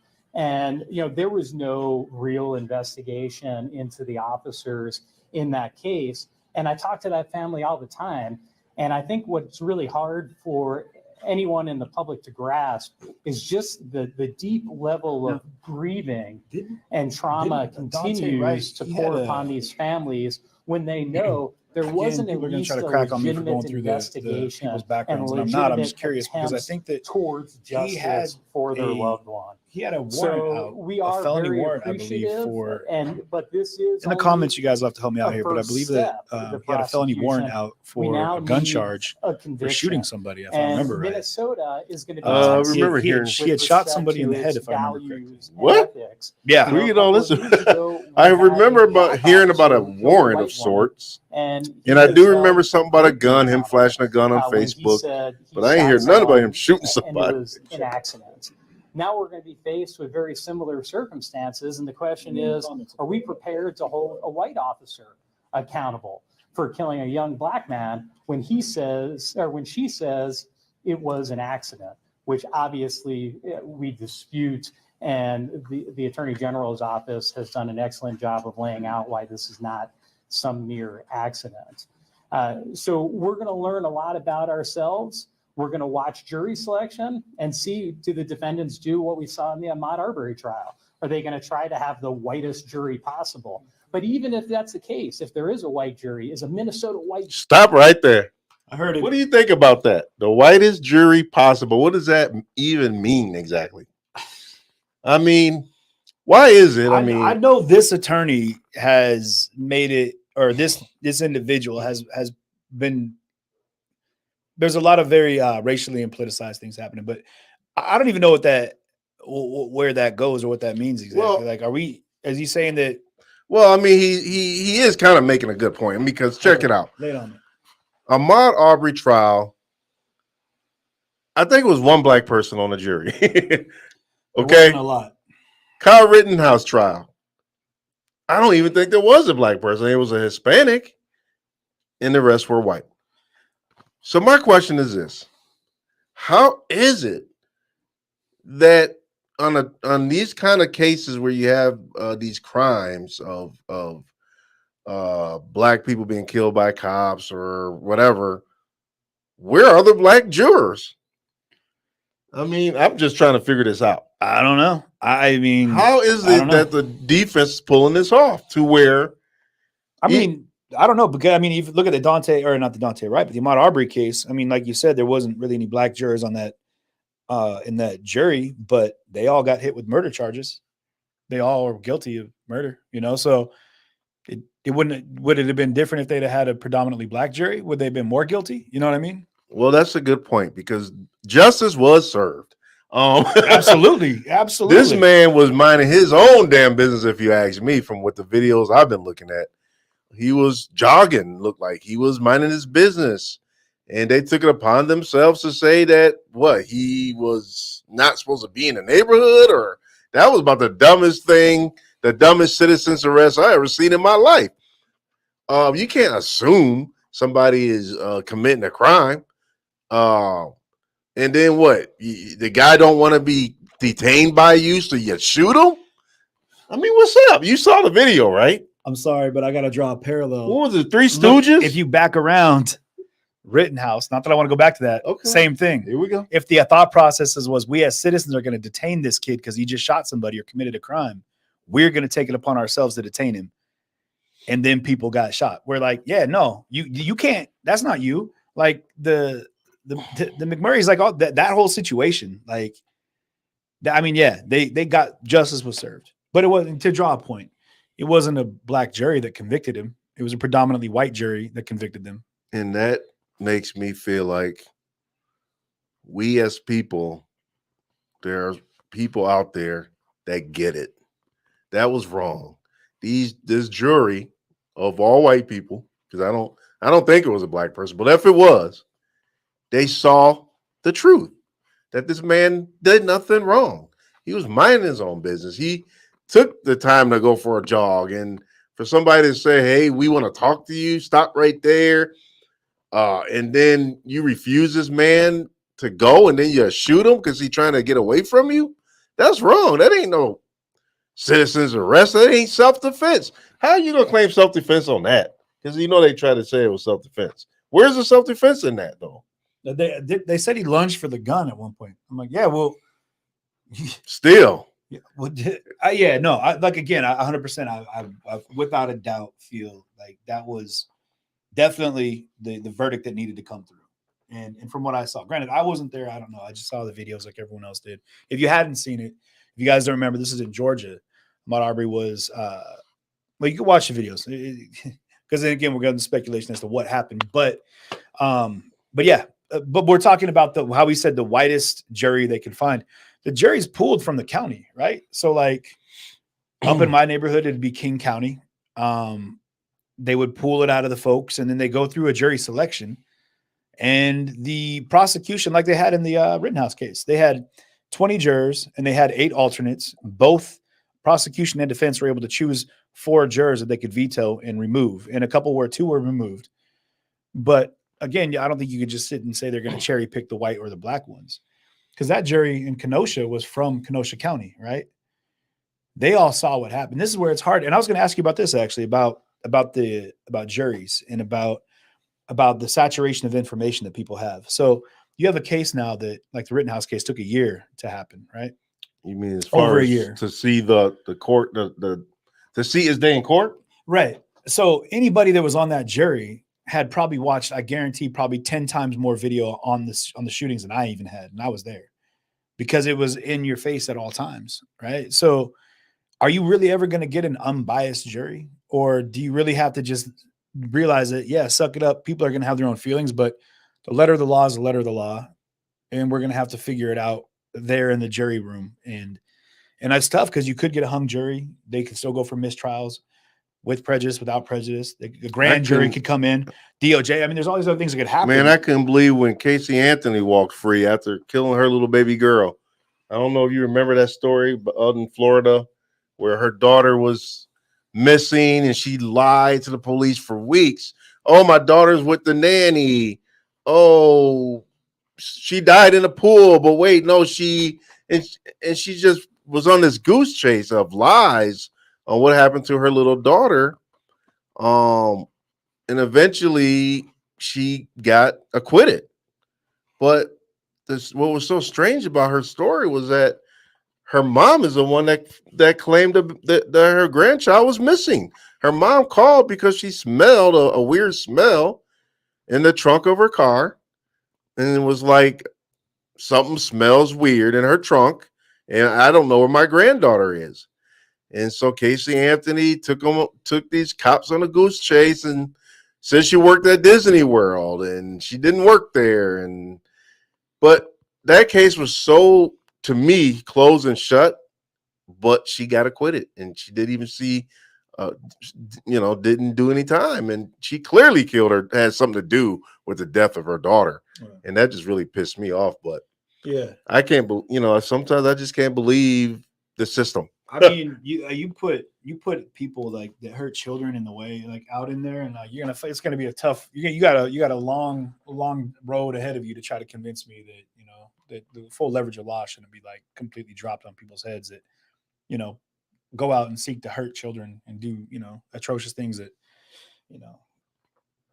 those are like the purest and weakest of us all. You know what I mean? Should be protected by the groups of us, by the strongest and most like decorated of us all. However the quote may go, like that's how it should be, right? But let's go to the verdict real quick of the Ahmaud Arbery trial, Arbery trial, and let's see what that was like for these guys.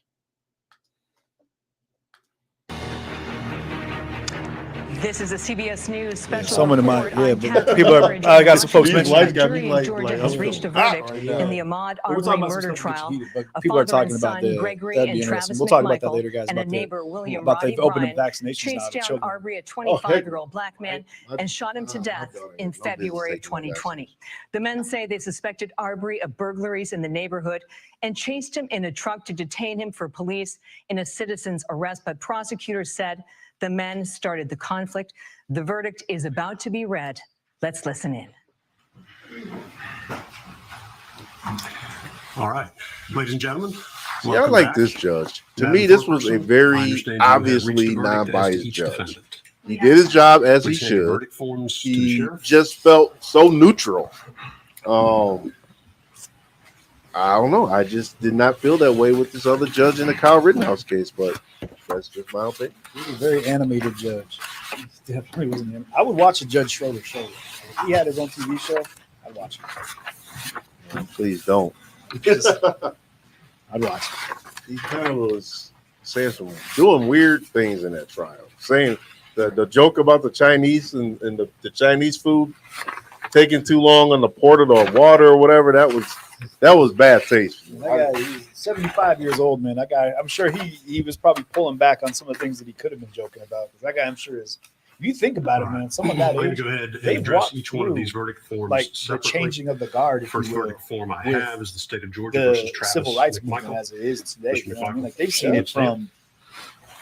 I mean, from the jump. You know what I mean, they've been around. Verdict is as follows. Yeah. In the Superior Court of Glenn County, state of Georgia, the state of Georgia versus Travis McMichael, case number CR 000433. Jury verdict form. Count 1, malice murder. We, the jury, find the defendant, Travis McMichael, guilty. I'm going to ask that whoever just made an outburst be removed from the court, please. Okay.